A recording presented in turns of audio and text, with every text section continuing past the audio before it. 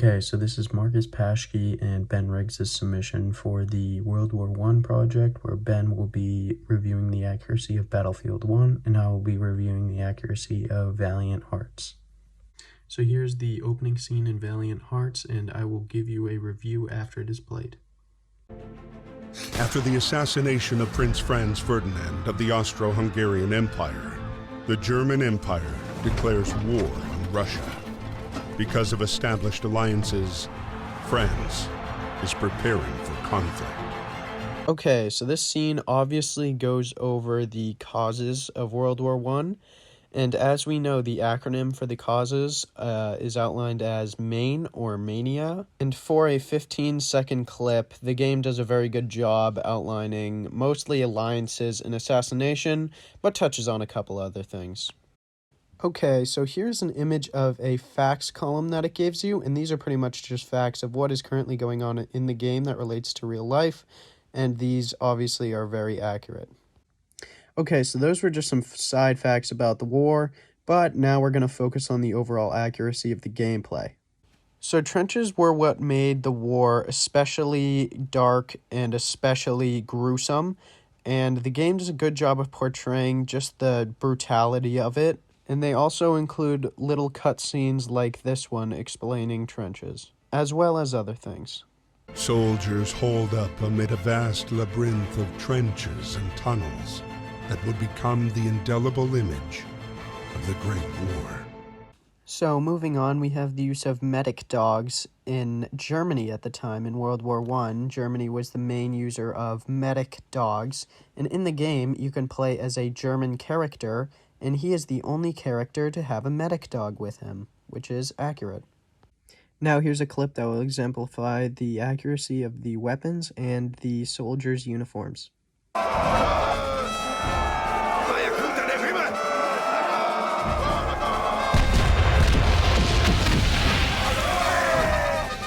So this clip is a great example of how accurate this game is. Everything from the uniforms to the weapons. The weapons showed a artillery gun and a machine gun, and they look just like that. The uniforms from the French to the Germans are accurate. In the Germans, you could see wore hats, and their hats had pointed tips to them. That was accurate. And also, the Germans, one officer had a skull on top of his head, and sometimes higher-ranking generals would wear these, and that is accurate. So this game was overall very accurate with all the components it touched on. The one complaint I do have about its accuracy is the game physics. Some were actually comedically bad in how you could move around and the missions it put you on, but overall the information it provided was very accurate. Now here's Ben Riggs with his review of Battlefield 1. So I'm going to be talking about the inaccuracies and accuracies of Battlefield 1. So it starts off by saying that more than 60 million soldiers fought in the war to end all wars and ended nothing. This is historically correct. This was the nickname of the war, and it did end nothing World War II following. They also state that what follows is frontline combat, and many did not survive. That is totally true. World War I was a bloodbath. So the first map I'm going to be getting into is it's going to show the trenches, and the trenches are definitely historically accurate. You can see the mud and the barbed wire around it. As you can see over here, you can also see the place where soldiers would have crossed the line to enemy lines.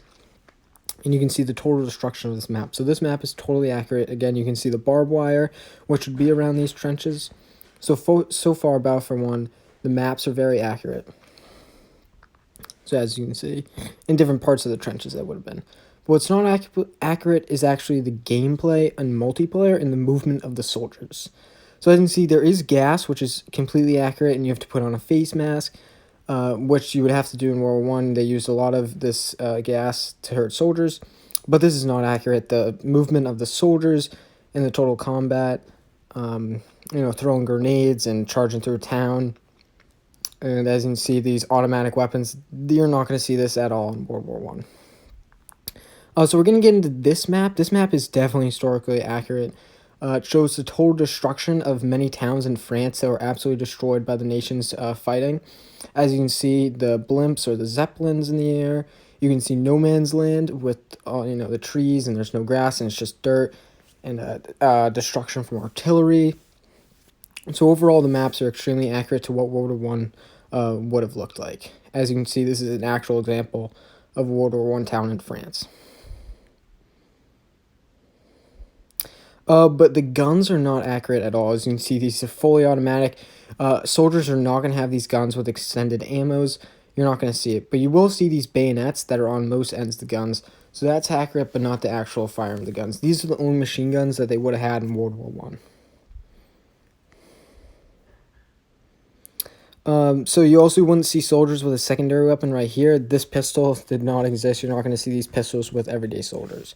But the actual characters that you can play with, such as Great Britain, France, Germany, those are very accurate what soldiers would have looked like. Also the vehicles are extremely accurate except for some of the movements of the vehicles.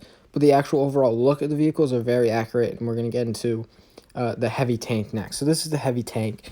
So heavy tanks were used to cross no man's land and to break across the barbed wire. They're not actually this fast moving, and they needed a lot of repairs most of the time. So this is what they looked like in actual World War One.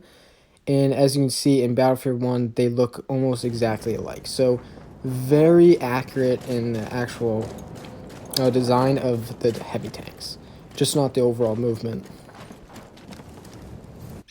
Next is going to be an artillery truck that you can use. So again, they're not going to be this fast moving, but the overall look of it is extremely accurate to what it looked like. So this is an actual artillery truck in World War One, and this is what it looks like in Battlefield 1. So very accurate to that. It's just these also need a lot of repairs sometimes, so the movement of it is not 100% accurate. So overall, Battlefield 1, the actual graphics and content with the maps and everything is extremely accurate, but not the movement of the characters and the automatic weapons. They only add that into the game to entertain the player more.